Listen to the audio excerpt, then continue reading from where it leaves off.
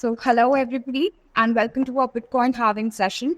Akanksha, I'm going to be your host and the moderator for today's deep dive into one of the most important events in the cryptocurrency universe. That's also called the Bitcoin halving.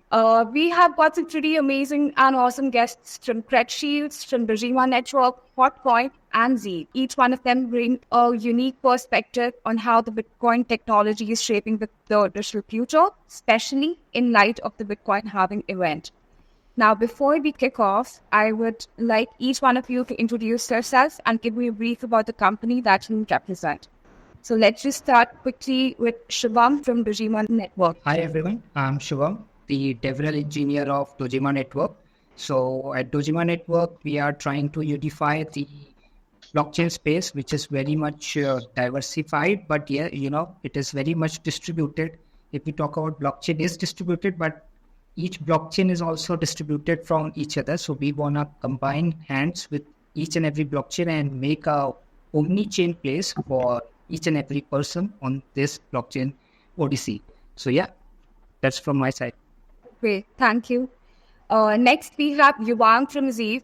Yuvang, please go ahead. Sure. So hi everyone.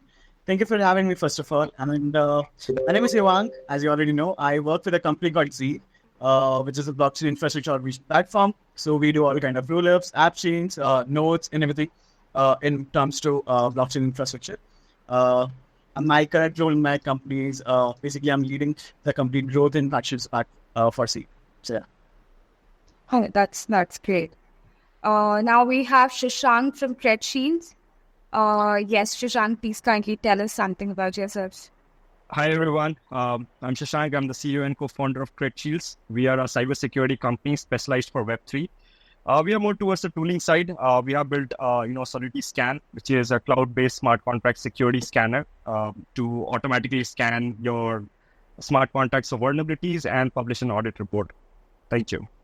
Oh, that's super great. We have Joey from Hotcoin. Yes, Joey. All right. Yeah, it's just good to be here. And good morning, good afternoon, good evening. Depends on where you are. We are like a centralized exchange on top 30 of CoinMarketCap, and we have been running stably and growing since 2018. And we got accumulated over 2 million users. And we got different parts. We got a venture arm, we got a exchange part, and we got assets management. I used to work with OKX for 3 years at venture arm before joined Hotcoin earlier last year, and been in this space for more than 5 years. And before this crypto and blockchain rabbit hole, I was at JP Morgan Chase New York office for research after graduate from New York University. Just glad to be here and share the opinion with other panelists. That's super great. Thank you, Joey. Thanks everybody for giving such a nice brief. Now, slowly transitioning to the topic, Bitcoin halving might sound like a tech jargon, but it's a crucial concept for anybody interested in cryptocurrencies. It truly affects how the Bitcoin works, its value, how people use it. So let's just break it down together. First things first, my first question is, what is Bitcoin halving and why does it happen? So I would like Yuvang to answer this question. Sure. So it's not actually a big of a tech jargon. It's really simple thing. So whenever we have any kind of transactions on a blockchain like Bitcoin, so for each kind of transaction there is a fees which has to be paid to a miner who is actually having the machines and all the controls of the transaction for the transaction to happen. So for that, the miner get paid a fee. So before 2012, which was actually the event when first Bitcoin halving happened, the Bitcoin transaction fees, the halving transaction fees was around $50, but it then got sliced into half, which made it around 25 Bitcoins, not dollars, but Bitcoins. Before that, it was 50 Bitcoins, but it was after the halving, it became around 25 Bitcoins. And since then, so far now, until now, it has been around 3 halving events so far, and the another one will be there in this year. So yeah.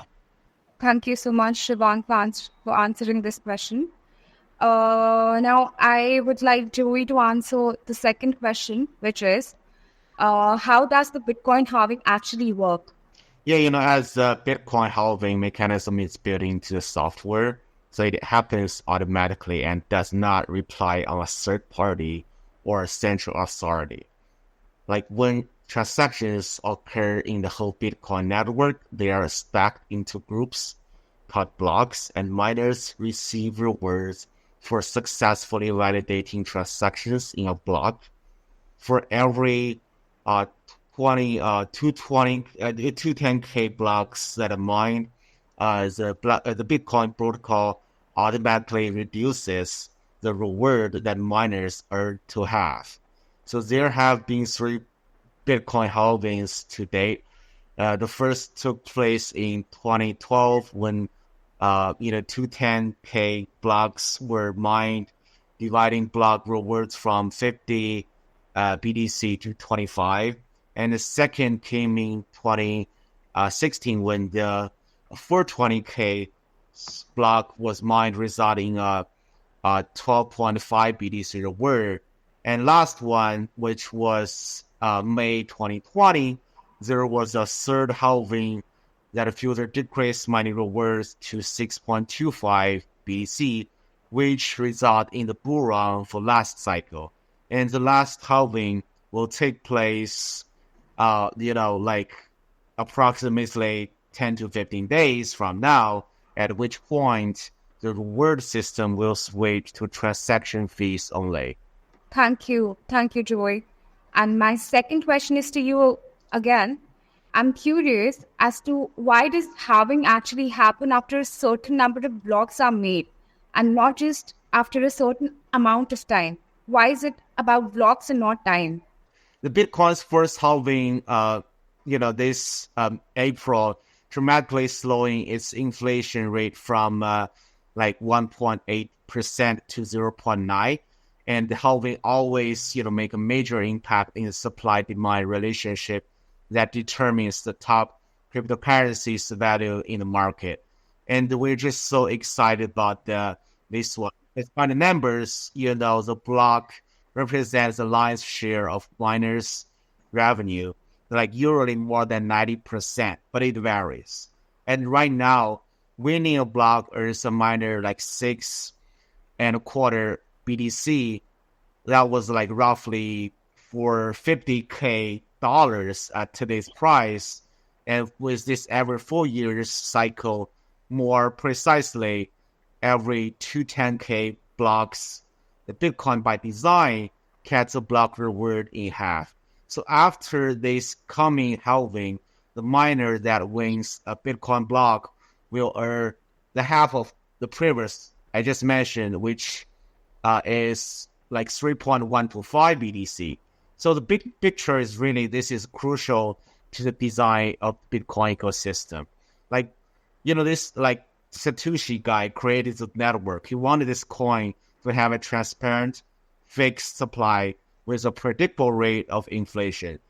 So far, as we accumulated over 19.7 million Bitcoin have been mined with 1.3 million to go. But it will take many decades for those last ones to be released. And Bitcoin was made as a critique of nation-state money, whose supply is subject to the whims of politicians and their appointees. So Bitcoin supply, on the other hand, is hard-coded into software that's run concurrently on hundreds and of thousands of computers all over the world, operated by thousands of people and companies. Oh, makes sense. Makes sense. Thank you, Joey, for answering this so well. Coming down to the fourth question, Shubham, Bitcoin seems to have a smart way to not lose its value over time. How does halving help with that, especially for the people who make Bitcoins? So if you look at the Bitcoin structure, it is very, everyone knows that it has a finite supply of 21 million. So, there would be only 21 million Bitcoins all over, the present, past, and future time. So no more than 21 million Bitcoins would be mined. So what happens is, when we have a limited supply of something, so over time when it is consumed, it always grow in value, because, if we need something and it is decreasing in demand, so always it tends to increase in its value. So if you look at the example of gold, the same happens with the gold structure, price structure, or, the demand structure. Initially, when, if you look at the example of 2000s time, so, the gold was very cheap. But if you look at now, it is almost 20x the price. So why does it happen? Because, with time, we recognize that we need gold. It has a store of value, which it holds. And, with each mining and, consuming the the gold, it is getting more and more hard to extract gold. And that's why its value goes up. So, the Bitcoin follows the same structure. It has a finite supply. So with each halving event, the mining or the extraction of those 21 million Bitcoins becomes more and more difficult. So with time, if it, we have seen that with every commodity it happens. So Bitcoin also have maintained that thing. And I believe that it will, maintain the same thing. So, in future, if, every Bitcoin is mined, and if we look at that, we have 7.7 billion people on this earth, and we have only 21 million Bitcoins. So it would, even if someone is holding one Bitcoin, it would be very precious thing. So if you look at that point of value, so, with over time, the price of Bitcoin gonna increase only. And, the people who believes in it will cherish Bitcoin no matter what. But yes, the price increases. So it is a win-win for the cherishment as well as the financial also for the people who believe in this Bitcoin and blockchain, technology. Yes, Shraddhan, you completely made sense. Thank you for answering this. My fifth question is to Shashank. We know that there is a limit to how many Bitcoins can be created. What happens when we hit that number? What keeps things going? Like, what happens when all the Bitcoins are made? The answer is one-liner as well, but it's like I will try to summarize everyone what they said and how it relates with that. So Bitcoin is a deflationary asset. It's it's like the block rewards were much higher, like it was 50 Bitcoins per block when it was started in 2009. But then again, the adoption was very less. So incentivization for miners, was there, right? Like it was higher, and eventually the halving concept, which happens after every 4 years, where the reward is halved by it's reduced to 1/2.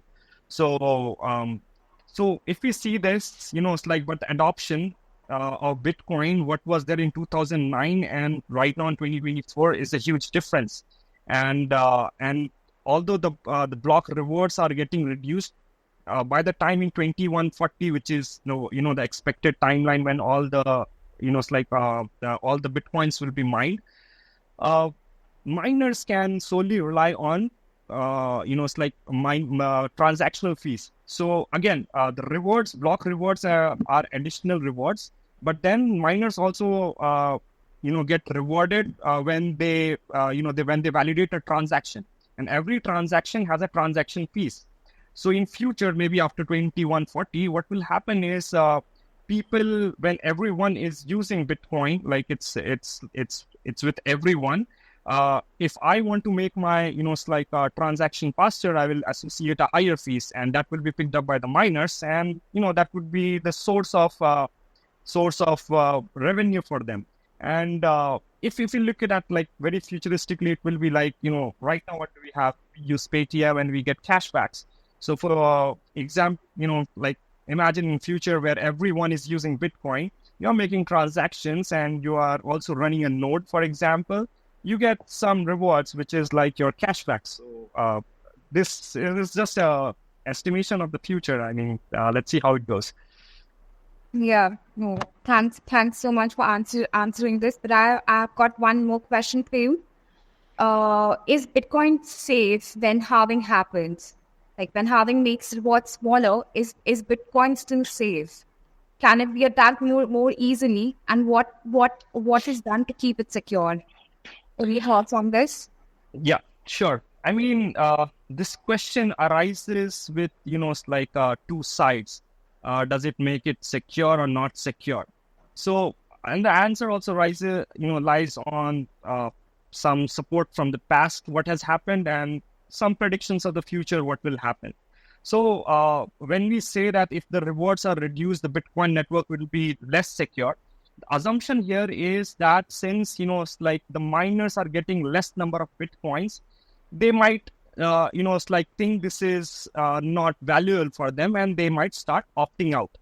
The entire security of the blockchain network, since this is decentralized, the security increases as the number of the number of nodes being, number of validators, and the number of miners are there. It's the more number are there, the more secure it is. The day when less people are hosting the nodes, Bitcoin becomes less secure. So here the assumption is that miners will drop out of mining because the rewards are less. The history, like the 11 years history of Bitcoin, what we have seen is, although the rewards were reduced, but the value of each Bitcoin, like per Bitcoin, has increased in humongous number, right? So I remember 2013, I guess, when I was first, introduced to Bitcoin, and it was like $13, and it suddenly went to 75, and everyone was like crazy. Oh, let's sell it off. It's too expensive right now, and now we are at like $60,000. So the value, even if you made 25 Bitcoins that time for mining one block. Right now, those 3 Bitcoins or 6 Bitcoins are equally valuable. So again, it's like that's where the answer lies. So when Bitcoin holds its value, its value increases because it's more rare to have Bitcoins, and that will only happen if there is enough demand for Bitcoin. That will push the price, and pushing the price will increase the value of Bitcoin, and hence reducing the numbers won't impact, the miners, because those Bitcoins still have a higher value, and hence the Bitcoin networks will still remain secure. Thank you, Shashank, for answering this so well. We've come down to the last question of the evening. Yuvang, would you like to take this one? Yep, definitely. Okay, so the question is, what are the potential long-term economic and technological implications of future halving events for the Bitcoin and the broader cryptocurrency landscape? So as everyone has already answered so many things, and there is so many things which are here. And Shashank rightly mentioned that as we have less number of Bitcoins in terms of maybe reward, but the value which they hold is actually really too much, right? So what we think, and what could be a case, and what should be a case apparently for the whole crypto industry right now, is that it will definitely create a scarcity, but it will definitely increase a lot of price. And I'm not even saying that increase a lot of price. It's basically just to maybe estimate that. But as we have seen in the past events, that until the halving is happening, there will be so many people who will be actually doing the transactions there. But just after the halving, those all transactions will just stop for some time. But after some time, because it's actually a currency which is actually built by people and for the people and for the community, they will again do the transaction, and those transactions, those values will contain their own value in itself. And with time, with all those events happening there, and even let's say we have there is actually a good thing which is really happening right now in African region, that there are so many countries who have actually implemented Bitcoin as their own currencies, right? So it comes out that the currency which is there, the Bitcoin which is there, right? It actually holds a lot of value in there. So they do their day-to-day transaction in this currency, right? They do all the different things which we actually use. Let's say, for example, UPI right now in India. So we use it a lot, right? And this is the same way how they use Bitcoins and these kind of transactions there in Africa. Right? So it will definitely increase a lot of demand for sure. And it will actually cater a lot of price as well. Whenever the Bitcoin rewards will be even lesser, like the prices will definitely grow. This can be an economical effect. But if we come to the innovation or maybe technical effect, the innovation is something which we can really expect. There will be a lot of stable or maybe I'll say scalability solution in terms of Bitcoin, like when we have it for Ethereum as well. And there are already lots happening there, like we have Litecoin already there, right? There are alternatives to this cryptocurrencies, and there will be definitely there. So the need of a coin or a network like Dojima or someone who is actually doing a lot of good work in interoperability, they will come into play and they will get the thing sorted for maybe a lot of us, right? So if we have something like that, if we have a solution like that in future, it will definitely create a lot of good value for the whole community, and we will definitely be empowered with having values to be transferred within us, maybe in terms of economical aspect as well, in terms of maybe buying power as well. But the value can be catered and can be equally managed or can be streamlined with the Bitcoin values or maybe Ethereum or some else values as well. So yeah, that's all. Thank you. Very, very well explained, Juan. Thank you so much. And with this, we've reached the conclusion of our event. I would like to thank all of you, all our guests from Dojima Network, Red Shields, Hotcoin, and Z for sharing such insightful knowledge. You've actually made this very tricky topic much clearer. And thank you everybody again. And I'll catch you next time. Bye for much. Thank you, guys. Thank you so much. Bye-bye. Thank you, everyone. Thank Have you. a nice one. Yeah.